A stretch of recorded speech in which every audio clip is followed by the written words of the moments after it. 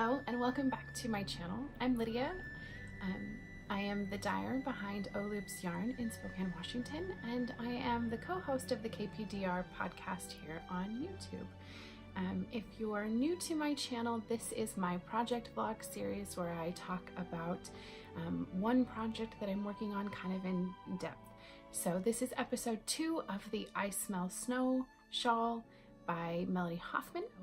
It's been about 2 weeks since I saw you guys last, and I thought we could just sit down and have a tea and a chat.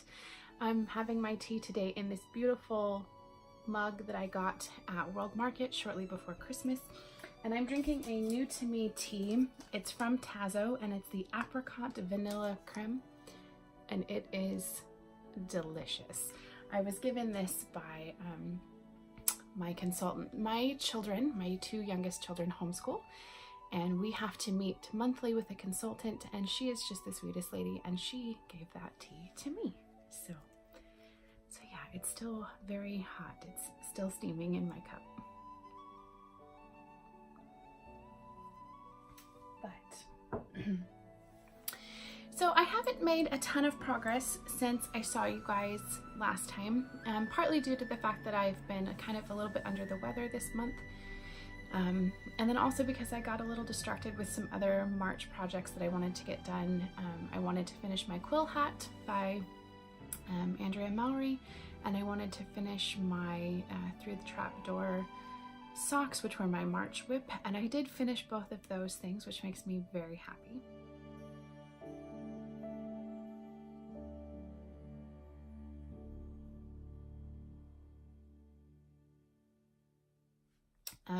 But I've just been a little sidetracked. So I am still working in the second eyelet section.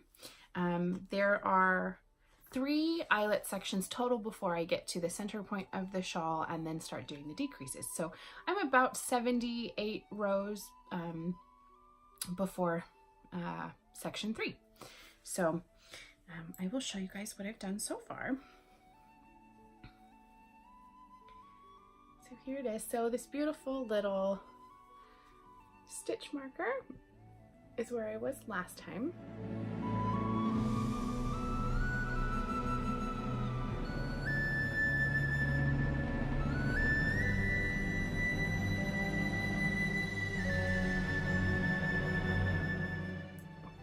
So I have done 1, 2, 3, 4 eyelet rows since we chatted last. And I am just still so very in love with this. So if you didn't see last week's episode, this is my Angelove colorway. It was part of my Practical Magic collection, and I will be pairing it with the Ghosts in the Cellar colorway. I have this much left of my first skein of the Angelove. It's about 39 grams or so, so I'm getting close. I would assume that this will probably get me through the second section before doing the eyelets, and then I'll have to join my second skein of this. But while I was doing that this week, I knit up a little swatch of the Ghost in the Cellar skein because they're on different bases. So this one is my Ascot, which is an 80/20, and it has a I don't know, it's just slightly thicker. It has a little bit of a looser twist than my Siberian sock, which is primarily silk. So it's just a tiny bit smaller. So I wanted to knit up, I don't know if you guys will be able to see. So this one is the Angelove and this one is the Ghost in the Cellar. So they're just ever so slightly different. So I knit up just a tiny little swatch.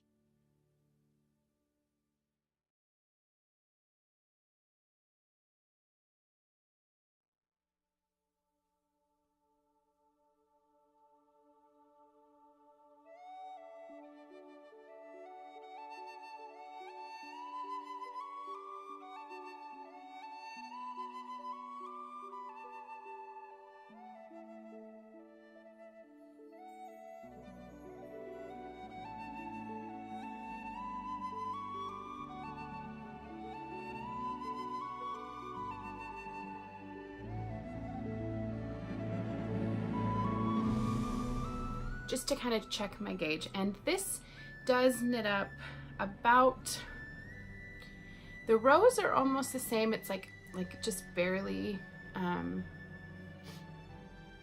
don't know, half a row short, and then it's 2 stitches smaller.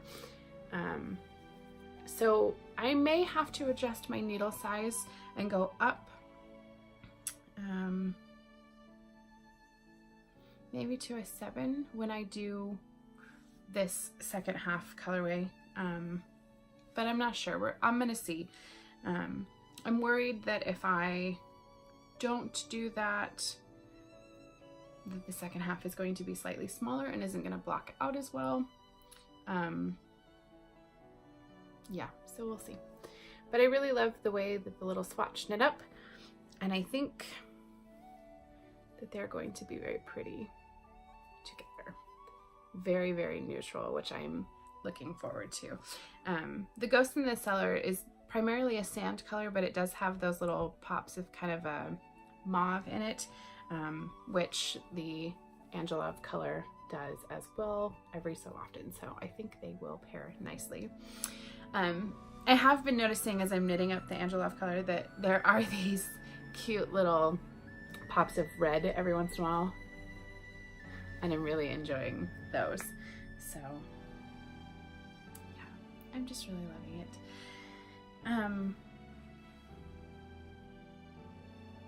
Yeah, I have nothing bad to say about this pattern. I would definitely recommend it if you're looking for a, just kind of a mindless knit. The garter makes it super squishy and soft. And it's just enjoyable, and it's very easy to memorize. There's exactly the same amount of rows so far. I haven't read all the way through, but I believe that between each eyelet, it's the exact same amount of rows. The way that you increase is very simple. So yeah, it's just a very enjoyable knit. I'm hoping that by the time you guys see me next, I will have finished all of section 2 and be into section 3, if not onto the second half. My goal is to try to be, yeah, I'm gonna say it, I'm gonna put it out there. I think my goal is to be to the second half by the time you guys see me next. So that gives me 2 weeks. So hopefully I don't get distracted with anything else. It has been my travel knitting. I've taken it several places this week. I took it to Knit Night. I took it to my daughter's orchestra concert. I took it out to our HomeLink program. I took it to my cousin's wife's birthday party. So it's gotten lots of love everywhere I've gone. So it's very easy to take with you. So I think that's it for this time, guys. I'm gonna go sit back down and work on it some more. And I hope you guys are well, and I'll see you next time. Bye.